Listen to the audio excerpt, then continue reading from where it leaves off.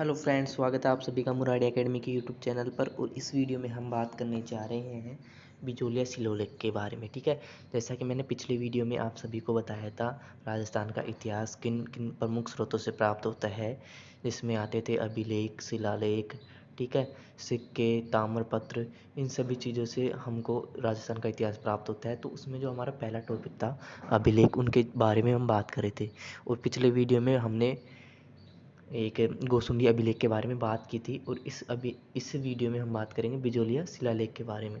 ठीक है, तो अगर आपने वो पिछला वीडियो नहीं देखा तो वो पिछला वीडियो जाकर देख सकते हैं आप सब लोग। हमारे यूट्यूब चैनल पर जाकर, मुरारी एकेडमी यूट्यूब चैनल है, उनको सब्सक्राइब कर लीजिए फॉर डेली नोटिफिकेशंस के लिए।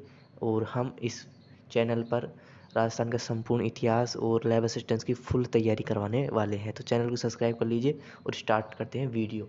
ठीक है, जैसा कि आप सभी लोग देख सकते हैं स्क्रीन पर बिजोलिया का शिलालेख। ठीक है, तो यह शिलालेख भीलवाड़ा के बिजोलिया गांव में पार्श्वनाथ जैन मंदिर में स्थित है। कहाँ पर है? भीलवाड़ा में स्थित है, बिजोलिया गांव में। ठीक है, ध्यान रखना है हमको, बिजोलिया गांव कहाँ पर स्थित है? भीलवाड़ा में। और पार्श्वनाथ जैन मंदिर में ये स्थित है। इस शिलालेख के रचयिता कौन थे? गुणभद्र। ये भी एक इम्पोर्टेंट क्वेश्चन हो जाता है हमारा कि बिजोलिया शिलालेख के जो रचयिता है वो कौन है? गुणभद्र। इस शिलालेख के लेखक कायस्थ केशव थे। ठीक है, लेखक कौन थे? कायस्थ केशव। यह शिलालेख 5 फरवरी 1170 ईस्वी में पार्श्वनाथ जैन मंदिर की स्मृति में जैन श्रावक लोलाक के द्वारा यह शिलालेख लिखवाया गया। ठीक है, 5 फरवरी 1170 ईस्वी में पार्श्वनाथ जैन मंदिर की स्मृति में, किसकी स्मृति में? पार्श्वनाथ जैन मंदिर की स्मृति में जैन श्रावक लोलाक के द्वारा यह शिलालेख लिखवाया गया। यह शिलालेख संस्कृत भाषा में लिखा गया है। इसकी जो भाषा है वो कौन सी है? शिलालेख की संस्कृत भाषा है। और इस शिलालेख में 93 पदलेख हैं। कितने पदलेख हैं? 93 पदलेख हैं। इसकी भाषा कौन सी है? संस्कृत है। किसके स्मृति में लिखाया गया है? पार्श्वनाथ जैन मंदिर की स्मृति में। ठीक है, इस शिलालेख के रचयिता कौन थे? कायस्थ केशव थे। ठीक है, लेखक कायस्थ केशव थे और रचयिता कौन थे? गुणभद्र। और यह कहाँ पर है? बिचौलिया गांव में पार्श्वनाथ जैन मंदिर में स्थित है। ठीक है, अन्य जानकारी के बारे में बात करें तो इससे किस किस प्रकार की जानकारी हमें प्राप्त होती है, तो वो बताया गया है कि सांबर अजमेर के चौहान की वंशावली इससे हमें प्राप्त होती है। इस शिलालेख में क्या क्या लिखा गया है? ठीक है, चौहान वंश को इस शिलालेख में वत्स गोत्र ब्राह्मण माना है। चौहान वंश को इस शिलालेख में वत्स गोत्र ब्राह्मण माना है। इस शिलालेख में बिजोलिया का नाम उत्तमोदी या उत्तमादी है। इस शिलालेख में बिजोलिया का नाम क्या है? उत्तमोदी या उत्तमादी। ठीक है, वासुदेव चौहान ने सन 551 ईस्वी में चौहान वंश की स्थापना की। ठीक है, ये इम्पोर्टेंट क्वेश्चन है। वासुदेव चौहान ने जो चौहान वंश की स्थापना की थी उसका उल्लेख किसमें है? तो उसका उल्लेख बिजोलिया शिलालेख में हमें मिलता है। ठीक है, और सामल झील का निर्माण वासुदेव चौहान ने करवाया था। सामर झील का निर्माण किसने कराया था? वासुदेव चौहान ने। ये भी एक इम्पोर्टेंट क्वेश्चन हो जाता है हमारे। ठीक है, ये वेरी वेरी इंपॉर्टेंट क्वेश्चन है कि वासुदेव चौहान ने सांबर झील का निर्माण कराया था, एक तो ये। और चौहान वंश की स्थापना किसने की थी?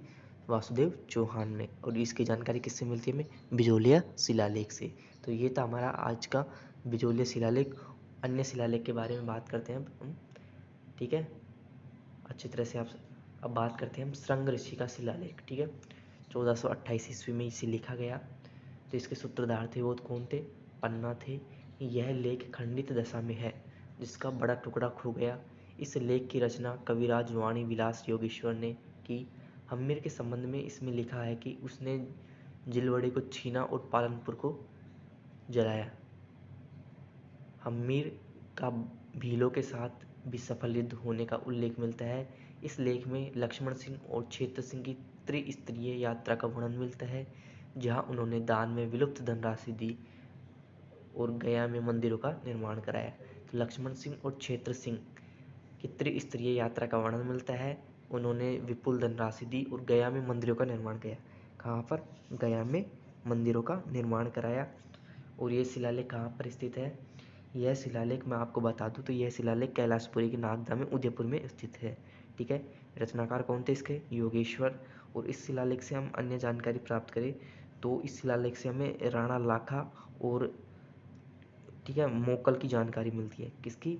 इस इस शिलालेख से राणा लाखा व मोकल की हमें जानकारी मिलती है। ठीक है, ये इम्पोर्टेंट चीज़ें मैं बता रहा हूँ आपको, इसे नोट भी कर सकते हैं या अन्य इन जो PDF है आपको कमेंट बॉक्स में पिन करा दी जाएगी जो PDF है। ठीक है, ये था श्रृंग ऋषि का शिलालेख। ये कहाँ पर स्थित है? उदयपुर में कैलाशपुरी नागदा में एक लिंगनाथ जी के पास ये स्थित है। ठीक है, और इसके रचनाकार कौन है? इसके रचनाकार है विलास योगेश्वर जी और सूत्रधार कौन है? पन्ना। ठीक है, इसमें इतना कोई इम्पोर्टेंट नहीं है। ठीक है, बस आपको ये ध्यान रखना है कि यह कहाँ पर स्थित है। अब बात करें हम मानमोरी अभिलेख, ये इम्पोर्टेंट अभिलेख है।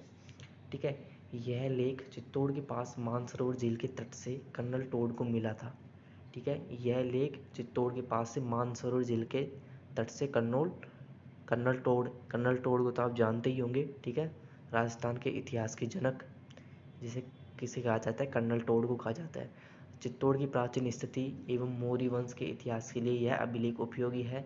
इस लेख में यह भी ज्ञात होता है कि धार्मिक भावना से अनुप्राणित होकर मानसरोवर झील का निर्माण करवाया गया था। ठीक है, मानसरोवर झील का निर्माण किसने करवाया था? ये आप हमें कमेंट बॉक्स में बताएंगे।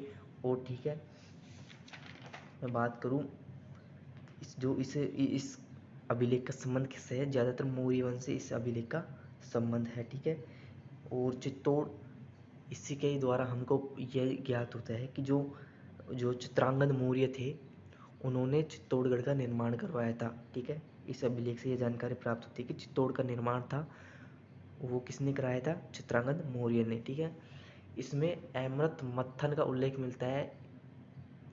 इस शिलालेख के अत्यधिक भारी होने के कारण कर्नल जेम्स टोड ने इसे इंग्लैंड ले जाने की अपेक्षा समुद्र में फेंकना उचित समझा।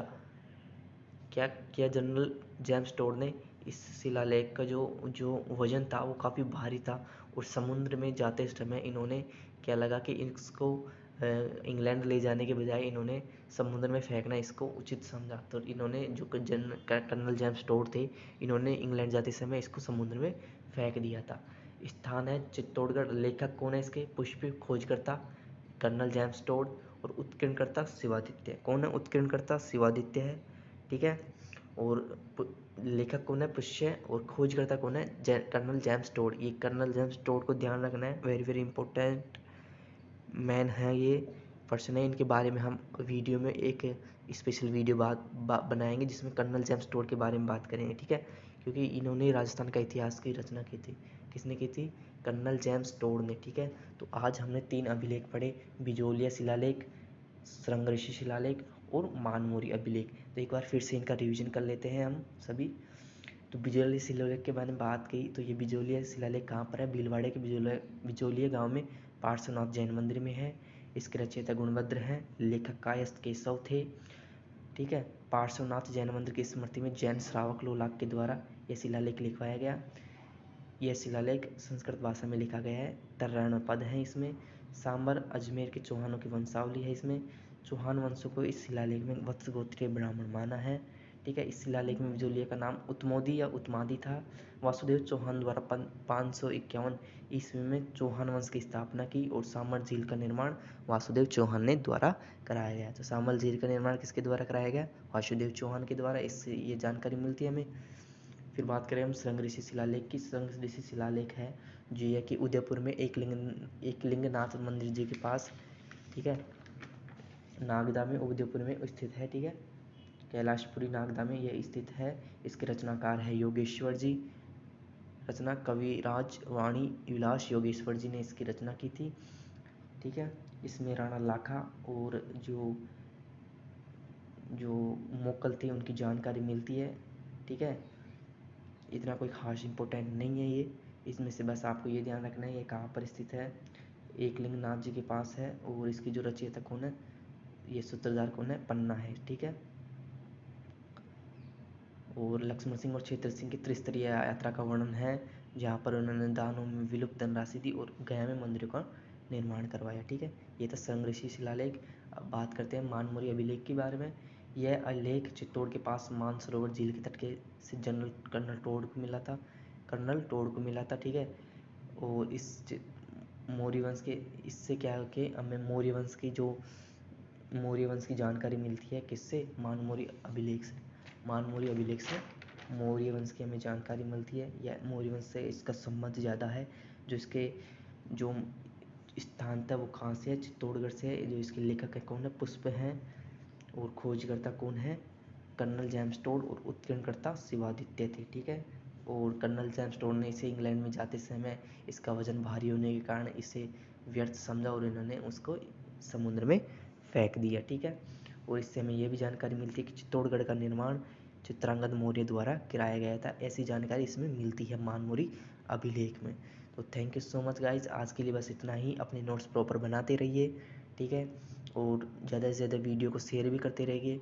और किसी प्रकार की समस्या हो तो आप हमें कमेंट बॉक्स में पूछ सकते हैं, उनका जवाब विदिन 1 आवर में आप सभी को दे दिया जाएगा। तो थैंक यू सो मच, और चैनल को सब्सक्राइब कर दे और वीडियो को ज़्यादा से ज़्यादा शेयर कर दीजिए अपने फ्रेंड्स के साथ। और ये लास्ट मौका है लाइव असिस्टेंस बनने का, शानदार मौका है। Thank you so much.